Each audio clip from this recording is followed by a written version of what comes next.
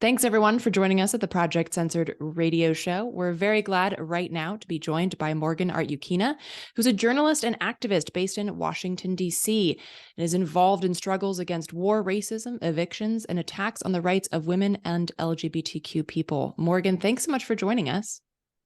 It's my pleasure. Thank you. So, Morgan, I want to start off with kind of a larger picture here. According to the ACLU, there are 474 anti-LGBTQ bills right now that have been introduced in state legislatures, and some have failed, some have passed, some are advancing, and this number has more than doubled just since last year in 2022, not least of all so-called education-related bills. What's going on here? Like, why now? And why is it there's just this windfall of this right now? Yeah, I mean, and it is a really tsunami of legislative attacks, and which is just one form of attack too. There are also the fascist groups and far right militias and stuff who are going out and kind of acting as these foot soldiers of fascism and attacking pride groups and drag shows and all that stuff, like separate from the legislative attacks, although of course it's not totally separate. These are all part and parcel of like a single massive attack, which goes far beyond the borders of trans people and is really kind of against many groups of the working class, against the fundamental democratic rights of millions and millions of people. But I'll get to that in a little bit, I think. But as far as like why now, why trans people, I mean, I think there's a lot of different factors. Part of it is that they've been losing the quote unquote culture war. Trans people are being more accepted in society, and there's a lot more efforts to like include trans people and acknowledge that trans people even exist, and that our identities are valid. And recognizing that trans women are women, trans men are men, that non-binary people exist and their identity is valid as well, that third genders beyond European cultures exist as well and are also valid and have the right to exist too. So there's a big effort to push back against that specifically, because the existence of trans people and beyond the gender binary really challenges kind of one of the fundamental tenets of patriarchy and of class society altogether, which is this bifurcation of humanity into these two categories of either you are responsible for production, which is and doing stuff, basically running society, controlling property, inheriting property, and those people are called men. And then you have people who are responsible for the reproductive aspects of society, both on a biological level, bearing children and raising children and inculcating them with all of those values, and also the daily reproductive aspects of housework and domestic labor and stuff too, all of which is kind of that category is called women. And so that's fundamental for the functioning of patriarchy, for the functioning of class society, which are entities that came about at the same time, all for the purpose of facilitating the rule of a ruling class and the inheritance of private property, which is the fundamental basis of the existence of such a ruling class, whether that ruling class is based in slavery, or whether it's based in like a feudal relationship, or as we see today, we're based in a capitalist system of production. It's the precise way that it changes, or that it functions, is changed shapes and forms over the centuries, but it's the same fundamental relationship.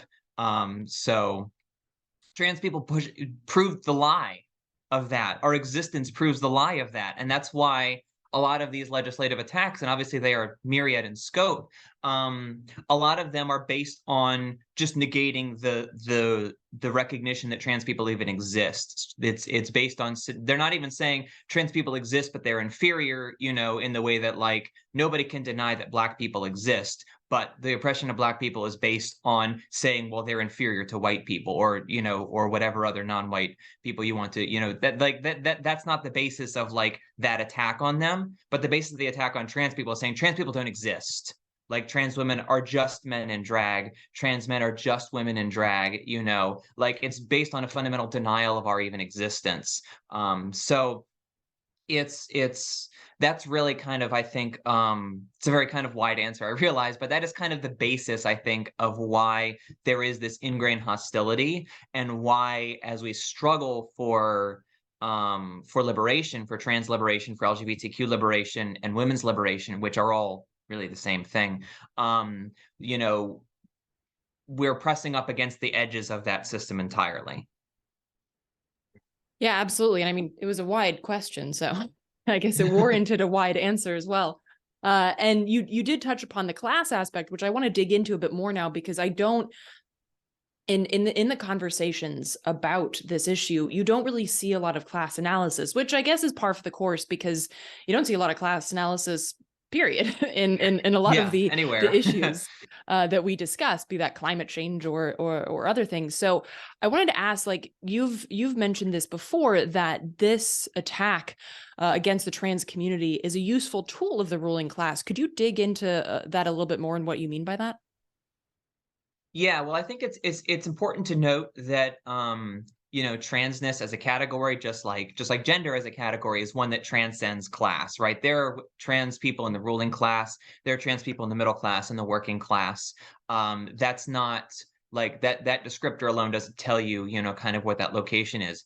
But at the same time, there are a lot more, like, as a percentage of like the trans community, trans people are more likely to be working class than cis people, because of the ways that we are marginalized socially and economically, um, cause that, and are part of that. So there's a very real part of maintaining the marginalization of trans people, that is based in the way that all working class people have their lives kept unstable, because an unstable ruling class, or working class, is a working class that's not able to organize as effectively. It's not able to be to unite itself as effectively, and doesn't have those resources, to really be able to fight, especially in the workplace.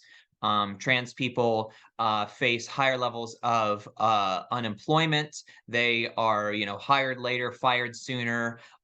They are paid significantly less. There was a study, I think, a year or two ago that found that trans women make, on average, just 60% of what their cisgender male counterparts make in terms of wages.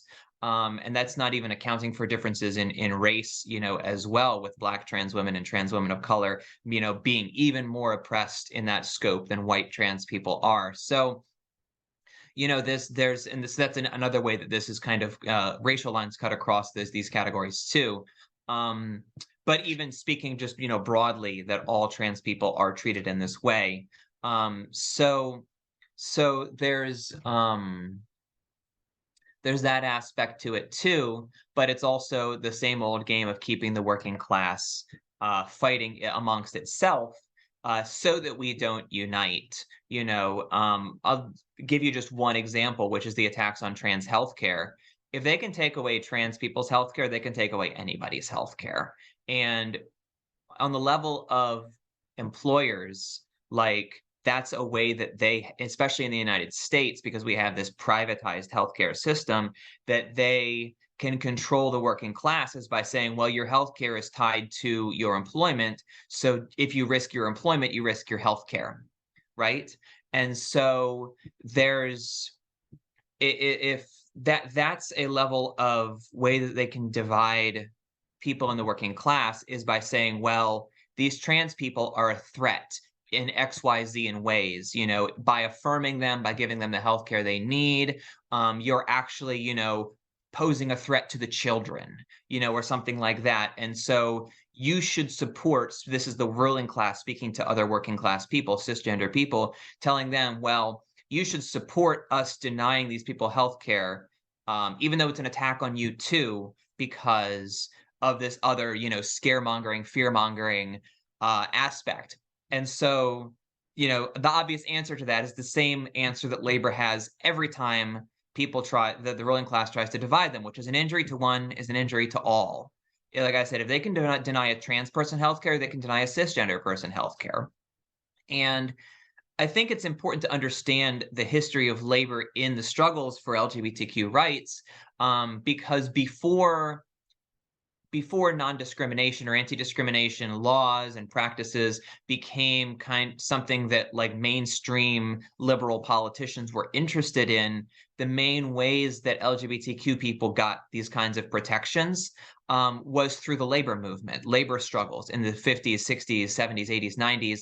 This was where that locus of struggle was. And so you had, people who would have otherwise been or were before homophobic, like, for example, automotive factory workers, uniting in defense of their gay coworkers, to get them healthcare, to get them, inclusion in non-discrimination clauses, both in the union and at their workplace, in their contracts. You had, the first recognitions of same-sex partners was in union contracts. That was a thing that they fought for, and especially after the AIDS epidemic came about, it was getting protection for those specific types of healthcare too. Again, on the basis of, if they can deny you this kind of healthcare, they can deny you any kind of healthcare if they really want to. So there was that kind of like direct working class recognition and solidarity, between working class people there, for a long time before it became kind of taken over by these ruling class politicians. And they said, well, we'll fight this battle now. You don't have to fight that fight, anymore. That was kind of like the mainstreaming of like gay rights in the 90s and the 2000s, was that transition away from, and that's also part of the breaking of the power of labor unions that happened in the late 20th century too. So there's a whole lot of things, coming together here. But that's kind of like, I guess that's my answer.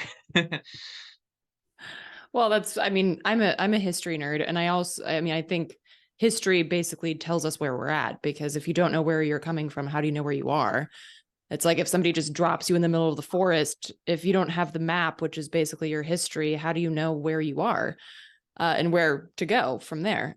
So I think that that's very important, and I appreciate you sharing that. And I wanted to get into a little bit of like what's going on with the conversations of people in the working class fighting each other about this issue. And I'm a cis woman, and a lot of it that I see of other cis women being anti-trans is what a friend of mine calls like the oppression Olympics. Like, we want to, as cis women, we want to win the oppression Olympics. Like, you can't, as trans women, be more oppressed because that's our thing. We are the more oppressed. And so you can't be a part of this because you don't know what it's like to give birth. And I'm like, well, that's a dumb argument, because a lot of cis women don't give birth anyway. And also just the idea that womanhood should be tied to oppression and pain rather than joy and power and solidarity. And so I'm curious what you see from your perspective, and how you feel that these arguments can be pushed back. I don't want to say in a nice way, because I don't like being nice, but in a productive way, so that we can turn people away from the anti-trans rhetoric into building that solidarity, as opposed to, pushing people getting pulled to that anti-trans side of things. Yeah, I mean, and I think, the tough thing is that we can't always just tell everybody who says those kinds of things to just f off or whatever. We have to have those conversations, because like you said, like, people are being misled. Like, it's not a zero-sum game. Like, there is no right or protection given to trans people that weakens anything for cisgender women. Like, it's not. And in fact, it strengthens the position of cisgender women too, because like I said, our oppression is your oppression. I think the way to maybe have this conversation is to really break down what we're talking about, like, kind of in a larger scope. Like, when you have, like, for example, let's take the example of like sports, because sports is an area where like the ruling class and the reactionaries are really able to hammer away at this like biological question, right? Of saying, well, cisgender women are like inherently weaker than men, right? Like, and therefore, you know, these trans women can identify however they want, but there's like a biological reality that like says that like they're always going to be stronger and superior to the cisgender women. So I think a great example of how this is kind of nonsense is the what's happening in the Olympics right now, and the attempts to come up with standards by which like they can exclude trans women without saying they're excluding trans women, and just being openly discriminatory. Like they're trying to base it in like a scientific basis or whatever, because that's kind of like the basis of that ideology is like, well, it's facts, it's just nature, it's science, you can't argue with this stuff. Ignoring the question of like who wrote that science, you know? But also like what is the ideology spun off of that science? And so you have all of these cisgender women, nearly all of whom are Black, by the way, being excluded by their like biological, you know, standards for womanhood in the Olympics. People like Caster Semenya and some of the others who are being excluded, and being told you're not biologically woman enough to compete in the women's categories in the Olympics because you have a certain amount of testosterone in your system, and we judge that that's like, you know what I mean? Like they're trying to exclude trans women and wind up attacking cis women, and there's actually no way that you can attack trans women on that level without excluding cis women, without excluding an enormous volume of people who are in the middle, intersex people, and so on. So that's kind of part of it. I think it's also worth like on the question of like biology, like I think it's important for people to, and you talked about history and knowing the history and where we come from, it's important for people to know that earlier generations of feminists and women's liberation activists couched their fight for liberation in a fight against biology. Not against biology, but against the ideology of biology. Because the thing is, in biology, there's no such thing as men and women, right? There is two different body types, broadly speaking, that are necessary for reproduction.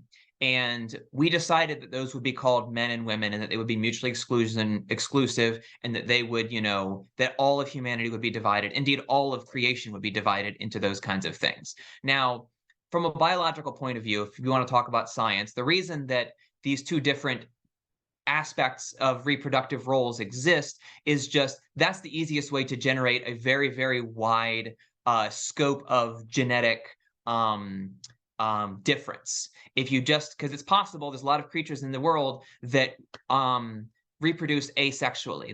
They bud, they split, you know, whatever themselves. And when they do that, they make genetically identical pieces of themselves. You know, the only way that differentiation arises is when there's a like a random defect or a random change or something that happens on the chemical level. Having two different sets of reproductive, you know, roles creates an enormous way that these can interact and creates an enormous biological differentiation, which ensures the survival of the species. That's why that divide has happened on a biological level. Humanity socially decided that these two reproductive roles would have a social function and a social meaning, and that they would be called these things and it would mean these things. We decided that. So pointing to biology really means nothing. Nobody is saying that like people who are born with penises don't still have to reproduce with people who have, you know, uteruses and ovaries and produce, you know, ovum and stuff. Like nobody's saying that that is changing. That's not what's being challenged at all. It's the social definitions, which includes what they call sex. Like we decided that those meant those things. And so it's important, and it was decided that those meant those things by men who lived in a patriarchal world, by men who believed in patriarchal ideology and saw the world through the lens of they were the ones in charge of the world, and women have their place and men have their place. They were the ones who said that. You know, so it's important to understand where the science, the raw observation ends and the interpretation of what you've seen begins.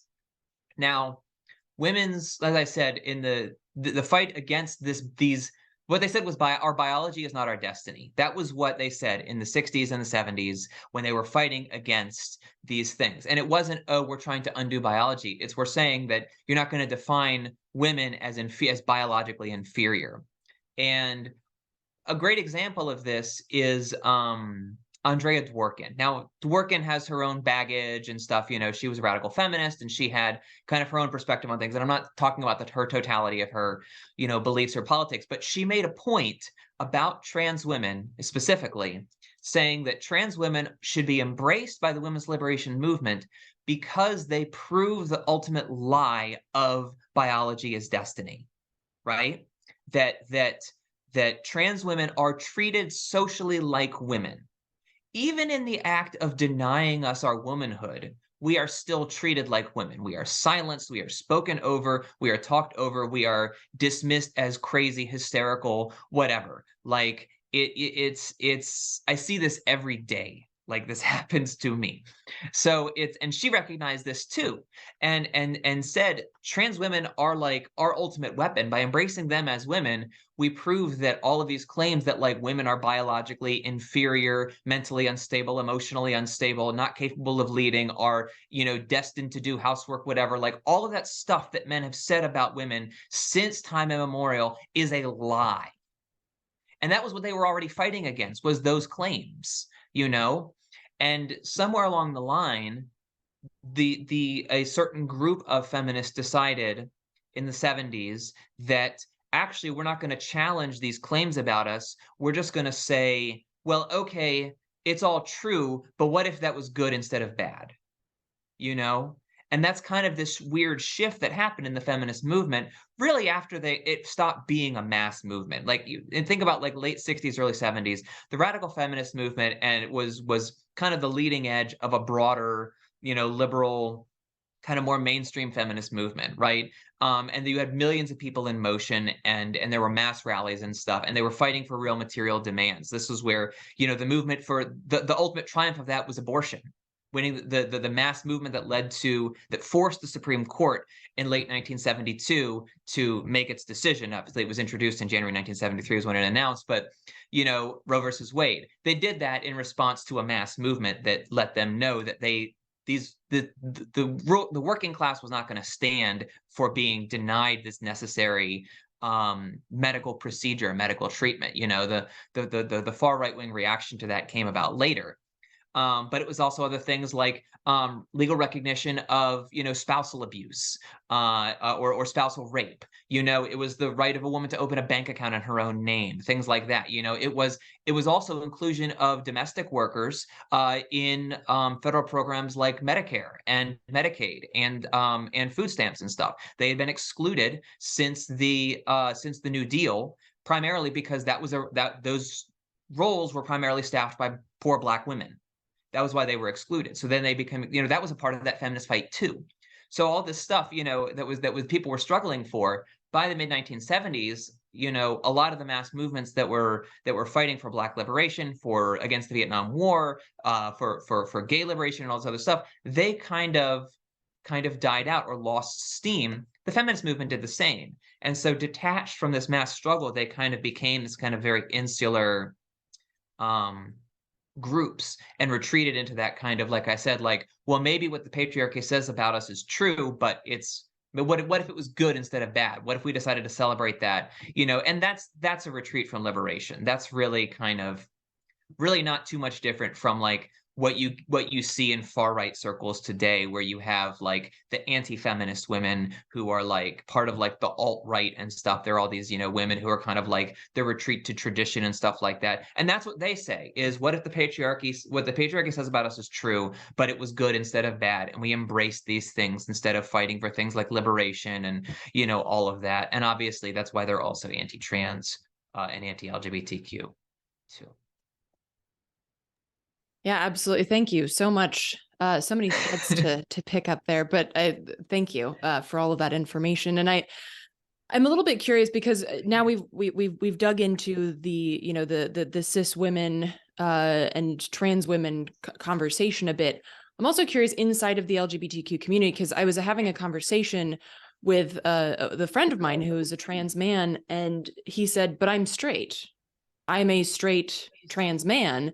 So I don't know that I feel like a useful or even legitimate part of like the gay, like the umbrella of the queer gay community."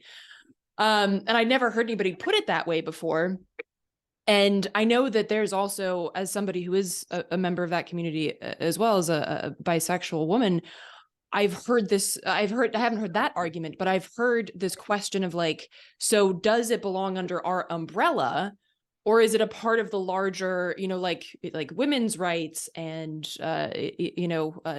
not part of like that specific community? And I'm curious to hear what your thoughts are about that argument, or if that holds any water for you. Yeah. I think, it's important to first of all note that many trans people are also queer.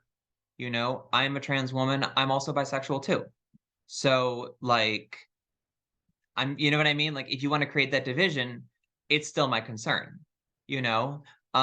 So just kind of on that raw level, there's that question. Um so I think more broadly, the issue is how we understand what liberation looks like. And it comes down to what I was talking about earlier in terms of what are the forces we're fighting against. And the patriarchal definition of like woman and man isn't just biological, it's also like I said, social. And part of the definition, according to patriarchy, of a woman is that she mates with a man. Part of the definition of a man is that he mates with a woman. And so everybody who breaks these rules is fighting against that system in some way. Whether it's because we reject the biological definition of man and woman and saying, well, I was assigned, such and such at birth, I have such and such genitals, reproductive organs, but you sorted me into this category, but actually, like in my heart of hearts, deep in my soul, this is what this is who I am in every way. So that breaks that rule, but so does same gender pairing, also breaks that rule. So and so does women who get a job, or even more broadly, women who wear pants. Like this is all, according to a certain perspective, gender nonconformity. So it's that's what I mean. It's important for us to understand what we're fighting against. When you kind of look at it in that way, it becomes very obvious that cisgender women, trans people, gender nonconforming people, and cisgender queer people are all fighting the same forces that are oppressing all of us. So I think it's important to have that perspective instead of getting caught up in like, well, I'm trans but straight. Oh, I'm like, cis but queer, or how whatever kind of mishmash or mix up you want to make of these different identities. Like in the end, we're all fighting the same forces. It just affects each of us differently because we occupy a different like position. But we're still, you know what I mean? Like if you imagine we're all on a ship, right? And the ship gets hit by a tidal wave or something, like the Titanic, I don't know, Titanic hits an iceberg or something. Like different parts of the ship go down at different times, right? Part of us are way up in the air. Part of us are, deep in the third class deck, deep on, you know what I mean? Like some of us got jumped in the water. Like we're all experiencing a different thing, but we're all in the same ship. So we all have the same problem, right? We've hit the iceberg of patriarchy, and we have the same problem. So I think that's a way to have that conversation with people, and then you can extend that even more broadly to bring in the class perspective too. Of like I said, the ruling class has all of these rules because it was necessary and remains necessary for the owners of private property to know who their heirs are, so that their heirs can inherit that private property and keep that power in their family. That was why all of this happened in the first place, was men wanted to keep control of their property And so they usurped the traditional matrilineal, matrilocal, structures of society so that they could keep control of that among men. And that's why all of these rules came about in the first place. So that becomes an even broader, topic of we're all fighting against a ruling class, a propertied class that is that we will all benefit from the elimination of the basis of that class, the elimination of that private property, um, will really make all of our other problems, our individual needs and individual liberations, for queer people, for cis women, for trans people, whomever, possible. Like I think the reason we think that they're different is we get caught up in what the needs are. You know what I mean? Each of us has different needs along that road, but all of them are only possible if we abolish. Like, it all kind of comes down to what's the cause of why we can't solve this fundamentally. There's one single cause, and that is patriarchy and private property. Absolutely. While you were speaking, I was also reminded of Bell Hooks, who she wrote the book The Will to Change, and talked a lot about how men suffer under the patriarchy as well. And I don't remember, it's been a while since I read the book, but I don't remember if she comments on trans versus cis men, but men in general suffer under the patriarchy. So they have a lot to win as well. Like, it's not just, like the white dude down the street has a lot to win from the end of patriarchy and white supremacy as well. So there's you could widen this even further. And again, like, those demarcations really feel like what you've been talking about, a way to pit us against each other, as opposed to really looking at the architects of our oppression. Yeah, I think in that book, that's where she talks about how, like, before men are taught to oppress women, they're taught to, like, attack themselves and, like, destroy their ability to, like, adequately experience and understand emotions and things like that. And, gender roles force them into certain patterns of behavior too. So you're absolutely right. Like, it's not just that, like, we're the losing ones, but all of these gender roles are constructed and policed in destructive ways. Yeah, absolutely. And that's a wonderful book if folks are looking for something to read. Anything Bell Hooks wrote, really.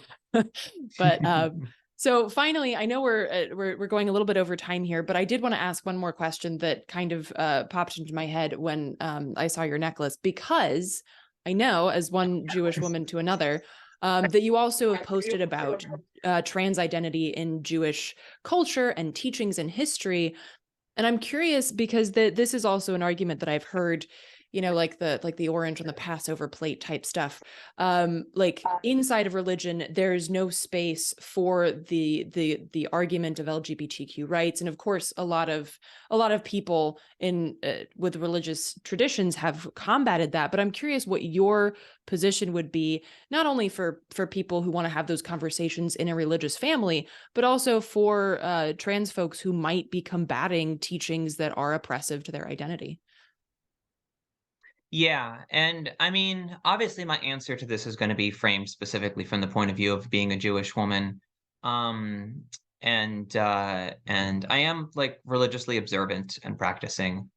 So I was, before we had this call this morning, I was getting cleaning and getting ready for Shabbat tonight. So the I think I mean, there's a lot to be said about the ways that um certain readings of religion, especially, of the Hebrew Bible or the Old Testament, or, the basic parallels that those have been drawn over in the retellings of those in the Quran, or other religions as well, that there is a definite, like, like, we have to acknowledge these are structured religions that came about in a patriarchal world, and they reflect that, and not just, the kind of raw text, but also, like, the people who interpreted those meanings and kind of constructed the ways that we understand those, over the centuries since, were also almost exclusively men and living in such a world as well. So there is that, and that's a very real thing. And I mean, you can definitely see that in Judaism, and then there's things that are plainly misogynistic and transphobic and homophobic, in the Torah, in the Talmud, in all of those texts, and that's real, and has been the cause of no shortage of pain and exclusion and all of that. So we have to acknowledge that that exists. But I think especially in Judaism, we have this tradition of challenging the text and interpreting the text and reinterpreting it and looking at it in new ways. And I really love this effort that has come out of a queer yeshiva called Svara, which has produced it's called the Trans Halacha Project. And it is really the first time that trans people have been directly involved in the interpretation of Jewish law of halacha.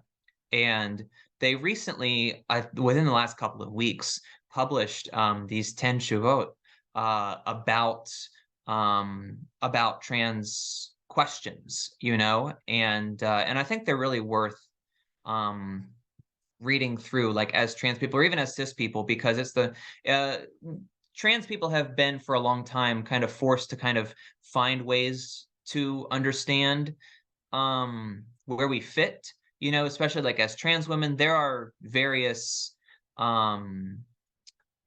interpretations of our identities that have us, on the one hand, qualifying as, men to sit on a minyan, but on the other hand, also like, being required to, observe, mitzvot for women too. So it can kind of go both ways, but it's always been kind of reading between the lines. There's also this question of in the Talmud, there are basically like between 6 and 8 genders actually discussed, in there, from a very, very specific perspective of, the questions of biological reproduction, and how do you understand the basic fact that like people beyond cisgender women and cisgender men exist with whatever identity or biological, like a lot of it is addressing intersex people, but also, people that you could read as trans too. Like it's kind of a weird conversation, but that exists, too.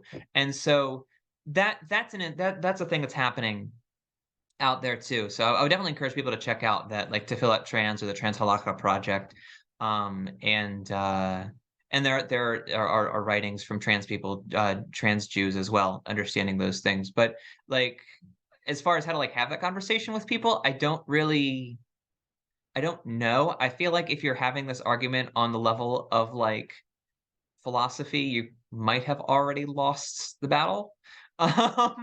But you know what I mean? Like I'm just saying, like if somebody was like going to be transphobic until I presented them, with some, Mishnah that says such and such, you know what I mean? Like midrash that is going to change their mind.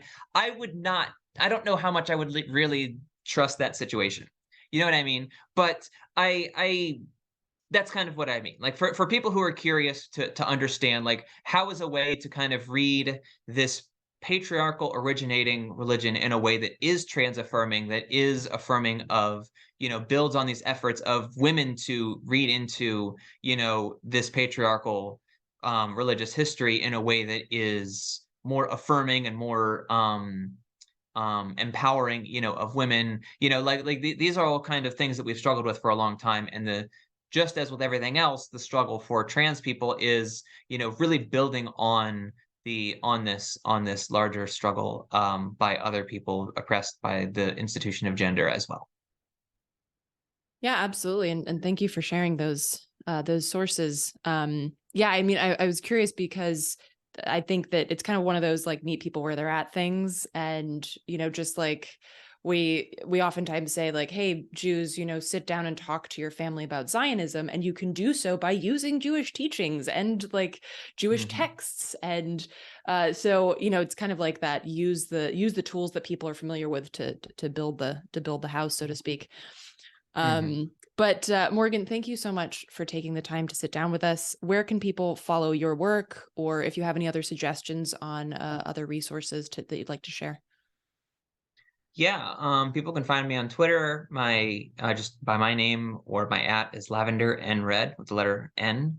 They can find my writing all over the internet. I write a lot for Liberation News these days, which is the newspaper of the Party for Socialism and Liberation, of which I am also a member. But a lot of other places too. So yeah, and I would definitely encourage, don't just read me. I would encourage people to check out a lot of cool sources. I mentioned like the Translaka Project if you're Jewish, can be good. But there are a lot of other resources out there as well. There is the socialist feminist magazine Breaking the Chains, which writes a lot about women and trans people and the joint oppressions we face from a socialist feminist perspective. Um, so that's just one among many resources out there.